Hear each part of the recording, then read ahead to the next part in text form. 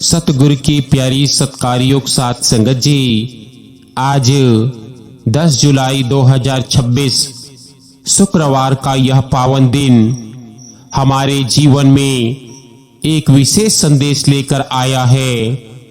आज हम सब यहाँ किसी सांसारिक चर्चा की बात सुनने नहीं आए, बल्कि उस यात्रा को समझने के लिए आए हैं जिसे हम जीवन कहते हैं।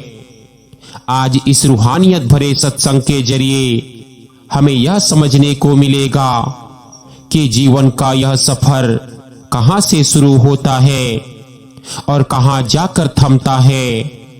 इसके बीच के उतार चढ़ाव क्या है और इस पूरे सफर का असली मकसद क्या है। आज हमें इसी सत्य की गहराई में उतरना है।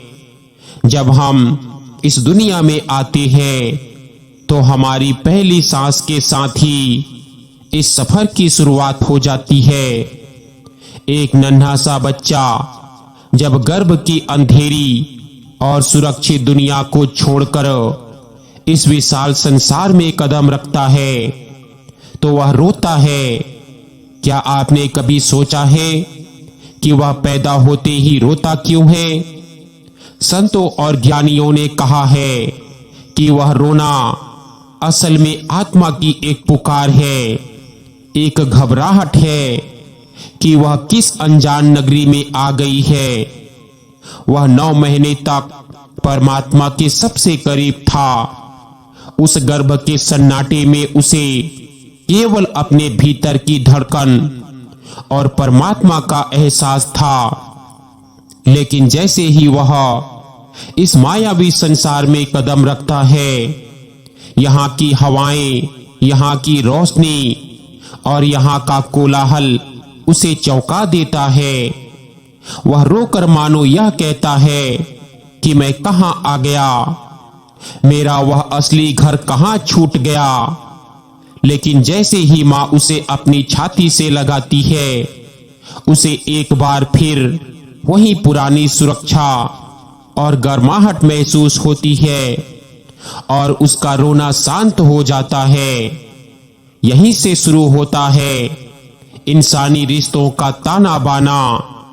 बचपन का वह दौर कितना अद्भुत और निष्पाप होता है। उस समय बच्चे के मन में ना तो कोई बैर होता है, ना कोई लालच, ना कोई जात पात और ना ही कोई दिखावा। वह मिट्टी में खेलता है और खुश रहता है। उसे इस बात से कोई फर्क नहीं पड़ता कि उसके कपड़े महंगे हैं या सस्ते, उसका घर महल है या झोपड़ी। उसके लिए पूरी दुनिया बस एक खेल का मैदान है। बचपन में परमात्मा का अंश सबसे साफ दिखाई देता है, क्योंकि तब तक मन पर दुनियादारी का मैल नहीं चढ़ा होता। बच्चा हर किसी को मुस्कुरा कर देखता है और उसकी वह मुस्कान पत्थर दिल इंसान को भी पिघला देती है। लेकिन जैसे जैसे समय बीतता है, यह बचपन धीरे धीरे ओझल होने लगता है। उम्र का पहिया घूमता है और हम कदम रखते हैं उस दौर में जहां से जीवन की असली चुनौतियां और भटकाव शुरू होते हैं। जवानी की दहलीज पर कदम रखते ही इंसान के भीतर आकांक्षाओं का एक ऐसा सैलाब उमड़ने लगता है। बुद्धि तेज होने लगती है, शरीर में असीम ऊर्जा आ जाती है और आंखों में बड़े बड़े सपने तैरने लगते हैं। इस उम्र में इंसान को लगता है कि वह पूरी दुनिया को जीत सकता है। वह करियर, पैसा, नाम, शोहरत और भौतिक सुख सुविधाओं की अंधी दौड़ में शामिल हो जाता है। धीरे धीरे वह उस निष्पाप बचपन को भूल जाता है और खुद को साबित करने की होड़ में लग जाता है। यहाँ मैं और मेरा का अहंकार जन्म लेने लगता है। मेरी गाड़ी, मेरा बंगला, मेरा पद, मेरी प्रतिष्ठा। इंसान इन सब चीजों को ही अपने जीवन का अंतिम सत्य मान बैठता है। वह भूल जाता है कि यह सब तो सिर्फ इस सफर के पड़ाव है, यह मंजिल नहीं है। इस दौड़ भाग में इंसान इतना व्यस्त हो जाता है कि वह अपने भीतर झांकना ही बंद कर देता है। सुबह से लेकर रात तक बस एक ही धुन सवार रहती है कि कैसे ज्यादा से ज्यादा धन कमाया जाए, कैसे दूसरों से आगे निकला जाए। लेकिन इस बाहरी तरक्की के बीच भीतर की शांति कहीं खो जाती है। रात को मखमली गद्दों पर भी नींद नहीं आती। मन में एक अजीब सी बेचैनी और खालीपन बना रहता है। यह खालीपन और कुछ नहीं बल्कि उस आत्मा की भूख है जो परमात्मा के नाम और ध्यान के बिना तड़प रही है। इंसान सोचता है कि एक और गाड़ी खरीद लेने से या एक और मकान बना लेने से यह खालीपन भर जाएगा, लेकिन ऐसा कभी नहीं होता। भौतिक वस्तुएं शरीर को आराम दे सकती है, आत्मा को तृप्ति नहीं दे सकती। इसी सफर के दौरान इंसान गृहस्थ जीवन में प्रवेश करता है। नए रिश्ते बनते हैं, जिम्मेदारियां बढ़ती है। परिवार का पालन पोषण, बच्चों की शिक्षा, समाज में अपनी साख बनाए रखना, इन सब में वह ऐसा उलझता है जैसे मकड़ी अपने ही बुने हुए जाल में फंस जाती है। वह दिन रात अपनों के लिए पसीना बहाता है, अपनी खुशियों की कुर्बानी देता है और समझता है कि यही उसका परम कर्तव्य है। बेशक अपने परिवार की जिम्मेदारी निभाना एक पवित्र कर्म है, लेकिन जब इंसान इस कदर मोह में अंधा हो जाता है कि वह सही और गलत का भेद भूल जाए, तो वहीं से दुखों की शुरुआत होती है। मोह इंसान को कमजोर बना देता है। वह सोचने लगता है कि अगर मेरे परिवार को कुछ हो गया तो क्या होगा, अगर मेरा यह धन छिन गया तो क्या होगा। यह डर, यह असुरक्षा की भावना उसे पल पल मारती रहती है। संतों ने बार बार समझाया है कि इस संसार में रहो, लेकिन संसार को अपने भीतर मत बसने दो। जैसे नाव पानी में रहती है तो वह तैरती है और अपनी मंजिल तक पहुंचाती है, लेकिन अगर वही पानी नाव के भीतर आ जाए तो नाव डूब जाती है। ठीक इसी तरह जब तक हम इस संसार में रहते हुए अपने कर्तव्यों को निभाते हैं तब तक हम सुरक्षित हैं, लेकिन जब यह संसार, यह मोह माया हमारे दिलो दिमाग के भीतर समा जाती है तो हमारे जीवन की नाव दुखों के सागर में डूबने लगती है। हम भूल जाते हैं कि हम इस दुनिया में खाली हाथ आए थे और खाली हाथ ही जाना है। सिकंदर जैसा महान सम्राट भी, जिसने आधी दुनिया पर फतह हासिल कर ली थी, जब मरा तो उसके दोनों हाथ कफन से बाहर खुले हुए थे ताकि दुनिया देख सके कि इतना सब कुछ जीतने के बाद भी वह अपने साथ एक तिनका भी नहीं ले जा सका। जीवन का यह सफर लगातार आगे बढ़ता रहता है। घड़ी की सुइयां कभी नहीं रुकती। देखते ही देखते जवानी ढलने लगती है और बुढ़ापा अपने कदम बढ़ा देता है। शरीर जो कभी ऊर्जा से भरा हुआ था अब थकने लगता है। आंखों की रोशनी कम होने लगती है, हाथों में कंपन आ जाता है और बाल सफेद हो जाते हैं। यह बुढ़ापा असल में कुदरत का एक इशारा है, एक अलार्म है जो हमें याद दिलाता है कि अब इस सफर का आखिरी स्टेशन करीब आ रहा है। अब तो संभल जाओ, अब तो उस मालिक को याद कर लो जिसने तुम्हें इस धरती पर भेजा था। लेकिन अफसोस, कई बार इंसान बुढ़ापे में भी अपनी पुरानी आदतों, अपनी वासनाओं और अपनी चिंताओं को नहीं छोड़ पाता।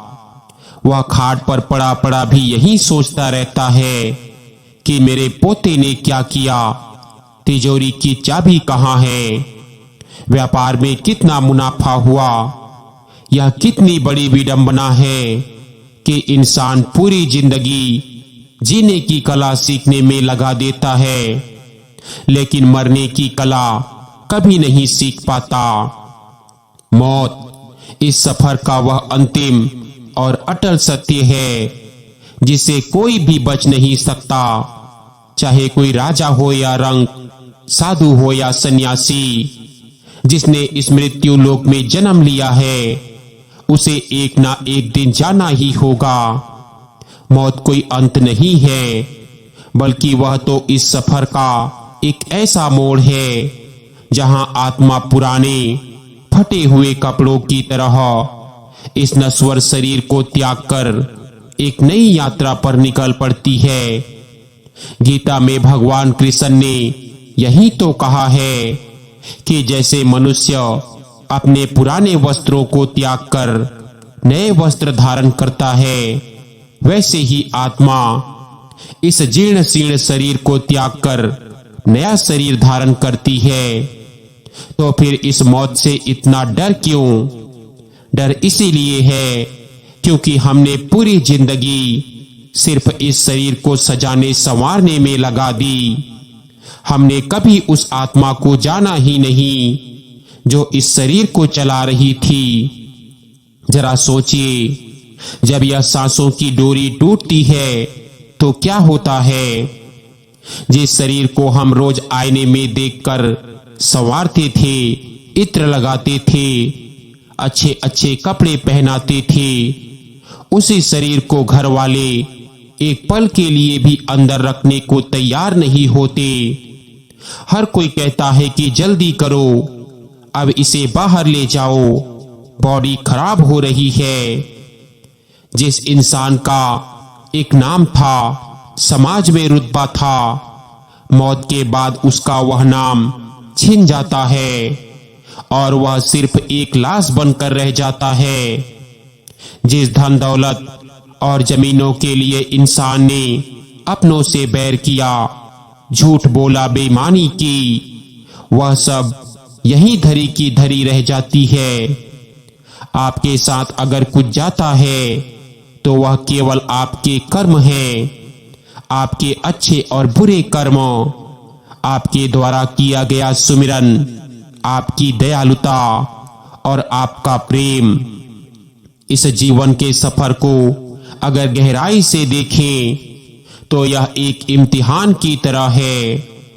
परमात्मा ने हमें यह मानव चोला इसीलिए दिया है ताकि हम इस 84 लाख योनियों के चक्रव्यूह से मुक्त हो सकें।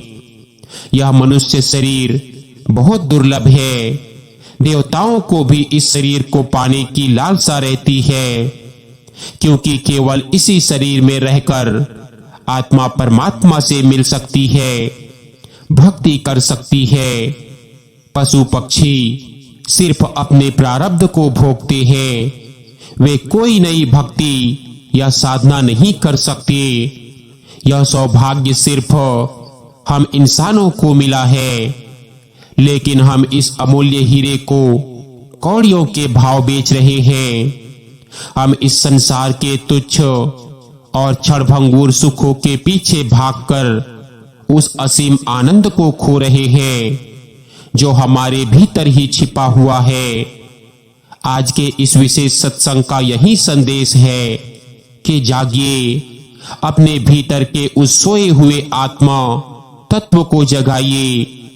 इस सफर में चलते हुए अपने कर्तव्यों को पूरी ईमानदारी से निभाइए। अपने परिवार से प्रेम कीजिए, समाज की सेवा कीजिए, लेकिन कभी यह मत भूलिए कि आप यहाँ एक मुसाफिर हैं। यह संसार एक धर्मशाला की तरह है जहाँ हम कुछ समय के लिए ठहरने आए हैं। धर्मशाला के कमरों और उसके सामान से कोई मोह नहीं पालता, क्योंकि सबको पता है कि सुबह होते ही यहां से कूच करना है। ठीक इसी तरह इस संसार को भी एक सराय मानिए।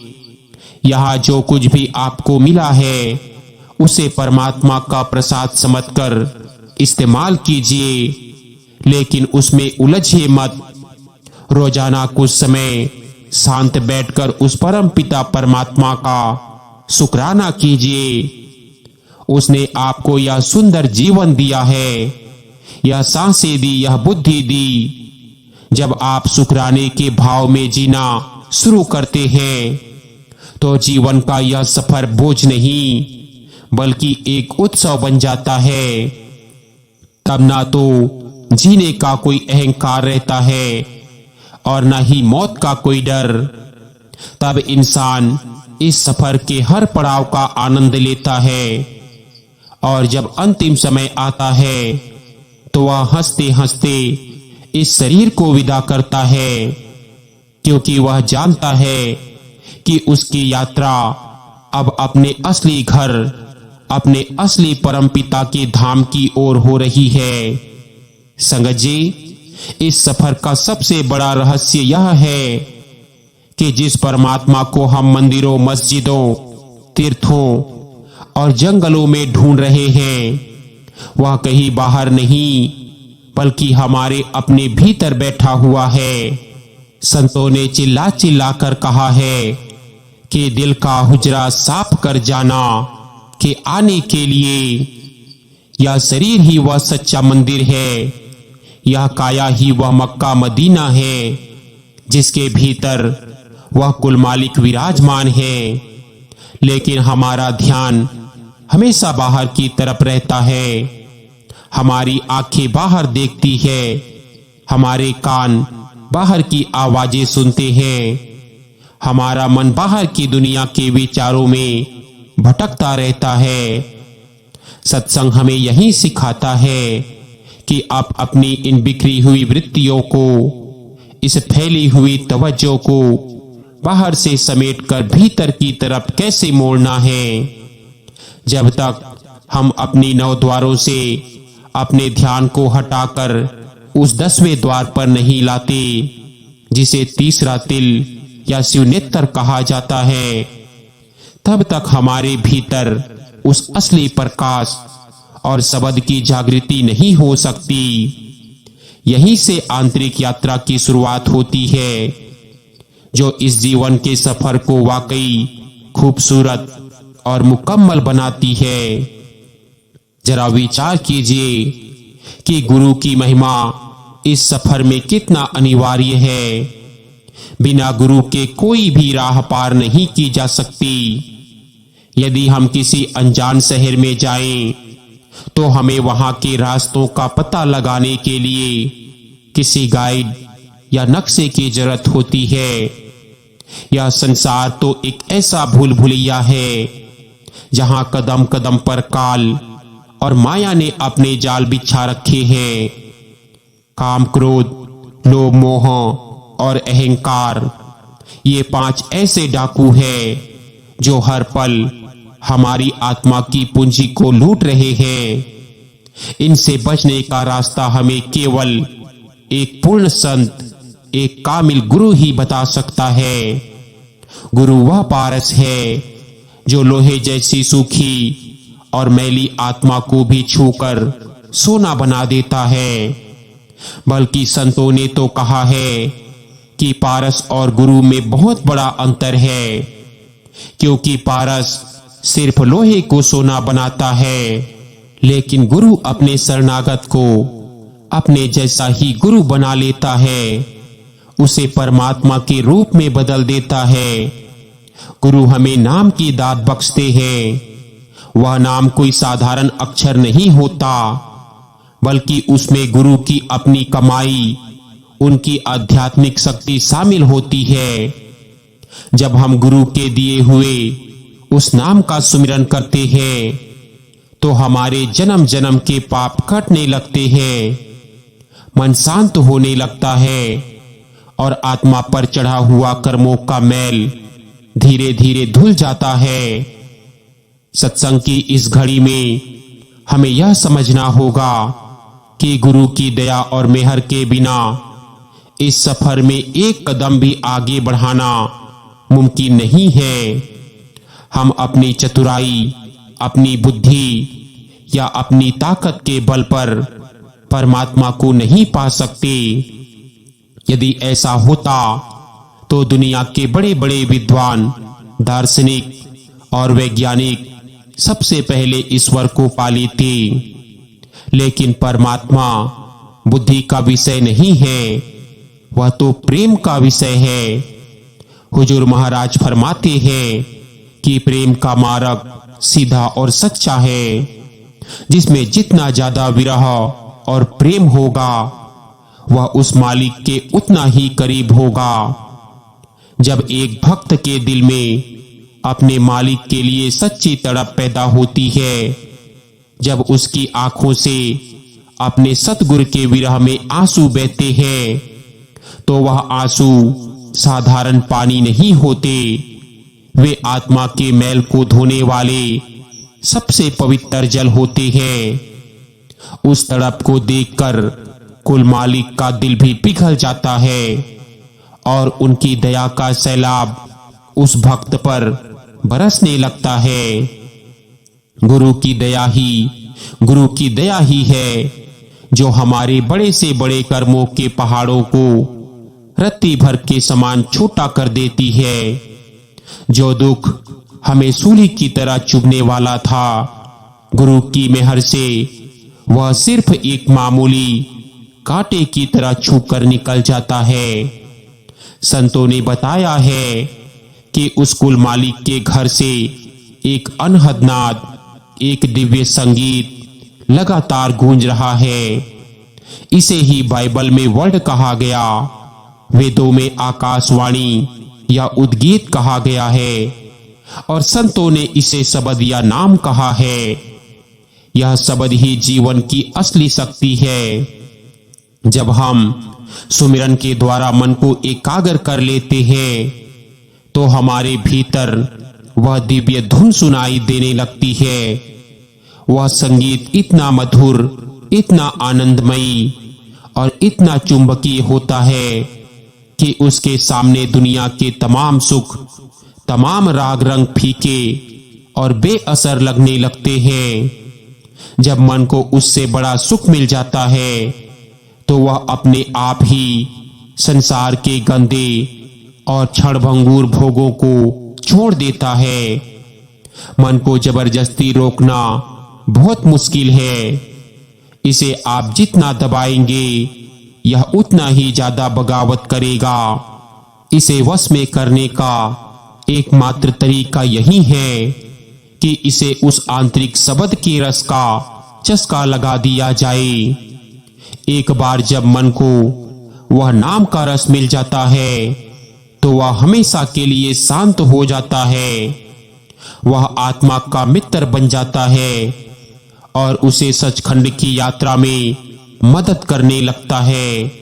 संगत जी, संतों ने इस दुनिया को कागापुरी यानी कौओं की नगरी कहा है और सचखंड को हंसापुरी यानी हंसों का देश। हम सब उस हंसों के देश के वासी हैं जो गलती से इस कौओं की नगरी में आकर गंदमंद खाने में मशगूल हो गए हैं। जरा अपनी रूह की कीमत को पहचानो। यह रूह कोई मामूली चीज नहीं है। यह उस शहंशाह की बेटी है जिसके एक इशारे पर करोड़ों ब्रह्मांड बनते और मिटते हैं। तुम इस दुनिया के तुच्छ चंद टुकड़ों के लिए, इस झूठी इज्जत, नाम और शोहरत के लिए क्यों गिड़गिड़ा रहे हो, क्यों रो रहे हो? इस सफर का अंतिम सत्य यह है कि एक दिन यह सारा तमाशा बंद होने वाला है। वह वक्त दूर नहीं है जब यमदूत या काल के कारिंदे सिर पर आकर खड़े हो जाएंगे। उस वक्त ना तो तुम्हारी तिजोरी में बंद दौलत काम आएगी ना ऊंचे पद और ना ही वे सगे संबंधी जिनके लिए तुमने पूरी जिंदगी पाप की कमाई की। उस आखिरी घड़ी में केवल और केवल तुम्हारी रूह और तुम्हारे सतगुरु का नूरानी स्वरूप तुम्हारे साथ होगा। सोचो उस विदाई के मंजर को, जब इस शरीर से प्राण खींचे जाएंगे। संतों ने लिखा है कि जब मौत आती है तो ऐसा दर्द होता है जैसे एक साथ हजारों बिच्छू डंक मार रहे हो। यह दर्द सिर्फ उस इंसान को होता है जिसने पूरी जिंदगी सिर्फ इस हार मास के पुतले को ही अपना सब कुछ माना और कभी सुमिरन की कमाई नहीं की। लेकिन जिसने अपने सतगुरु के वचनों को कमाया है, जिसने रोज 2.5 घंटे भजन सिमरन की भट्ठी में खुद को तपाया है, उसके लिए मौत का वह मंजर डरावना नहीं होता। उसके लिए मौत कोई त्रासदी नहीं बल्कि एक उत्सव बन जाती है। उस वक्त काल की कोई ताकत, कोई यमदूत उस जीवात्मा के पास फटक भी नहीं सकता, क्योंकि सतगुरु स्वयं अपने पूर्ण प्रकाश के साथ अपने उस मनमोहक करोड़ों सूर्यों से भी ज्यादा चमकदार स्वरूप में प्रकट होते हैं और अपनी लाडली रूह का हाथ थाम लेते हैं। सतगुरु रूह से कहते हैं कि चल बच्ची, अब तेरा इस कैद खाने में रहने का वक्त पूरा हुआ। अब अपने निज धाम, अपने असली वतन लौट चल। जरा कल्पना करो उस अलौकिक दृश्य की, जब रूह इस मिट्टी के पिंजरे को छोड़कर ऊपर की ओर उड़ान भरती है। वह सहज दल कमल, त्रिकुटी और 10वें द्वार को पार करती हुई महाशून्य और भंवर गुफा के रास्ते अलग और अगम लोकों को चीरती हुई सीधे सचखंड में प्रवेश करती है। वहां का नजारा क्या है? वहां ना तो सूरज की धूप है, ना चांद की रोशनी, ना वहां कोई बीमारी है, ना बुढ़ापा और ना ही कोई दुख। वहां सिर्फ और 8 पहर नाम की वो अनहद धुन गूंज रही है, जिसे सुनते ही रूह परमानंद के सागर में सराबोर हो जाती है। वहां पहुंचकर आत्मा देखती है कि सामने कुल मालिक स्वयं विराजमान है, और जैसे ही रूह उस असीम प्रकाश के सागर में समाती है, बूंद सागर बन जाती है, आत्मा परमात्मा हो जाती है। यही इस जीवन के सफर का अंतिम और सर्वोच्च लक्ष्य है। इसी दिन के लिए हमें यह अनमोल मनुष्य चोला मिला था। लेकिन भाइयों और बहनों, इस मंजिल को पाने के लिए हमें आज और इसी वक्त जागना होगा। कल के भरोसे मत बैठो, क्योंकि कल कभी नहीं आता और ना जाने किस पल इस सांसों की लड़ी का आखिरी मन का टूट जाए। हम अक्सर सोचते हैं कि अभी तो उम्र पड़ी है, बुढ़ापे में भक्ति कर लेंगे, लेकिन क्या गारंटी है कि बुढ़ापा आएगा ही? इस दुनिया के कब्रिस्तान और शमशान घाट छोटी बड़ी हर उम्र की लाशों से भरे पड़े हैं। काल किसी को मोहलत नहीं देता, वह राजा हो या रंक। जब उसकी पर्ची कटती है तो उसे 1 सेकंड का भी वक्त नहीं मिलता। इसीलिए इस गफलत की नींद से जागो। यह जो दुनिया तुम्हें बहुत हसीन और सच्ची दिखाई दे रही है, यह महज एक सपना है। जैसे रात को सोते समय हमें सपना बिल्कुल सच लगता है, हम सपने में डरते भी हैं, हंसते भी हैं, लेकिन सुबह आंख खुलते ही सब गायब हो जाता है। ठीक वैसे ही मौत के दिन जब हमारी आंख खुलेगी तो यह संसार, यह परिवार, यह जायदाद सब एक झटके में गायब हो जाएंगे। इस सफर को जोरदार और सार्थक बनाने का एकमात्र तरीका है जीते जी मरना। आज इस पावन सत्संग के अंत में गुरु साहिब यही उपदेश देते हैं कि अपने सतगुरु के वचनों को हल्के में मत लो। जो नामदान तुम्हें मिला है वह कोई मामूली मंत्र नहीं है, वह सचखंड का पासपोर्ट है।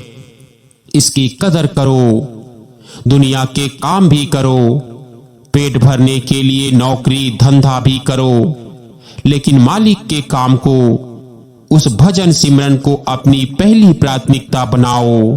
चाहे दुनिया इधर की उधर हो जाए, चाहे कितनी ही मुश्किलें आए, लेकिन रोज अपने नियम के समय पर उस मालिक के दरबार में हाजिरी जरूर लगाओ। जब तुम एक कदम उस दयाल मालिक की तरफ बढ़ाओगे तो वह तुम्हारी तरफ 100 कदम बढ़ाएगा। वह तुम्हें अकेला नहीं छोड़ेगा। इस भवसागर के भयानक तूफानों में सतगुरु का नाम ही वह मजबूत जहाज है जो तुम्हें सुरक्षित पार लगाएगा। हाँ जी।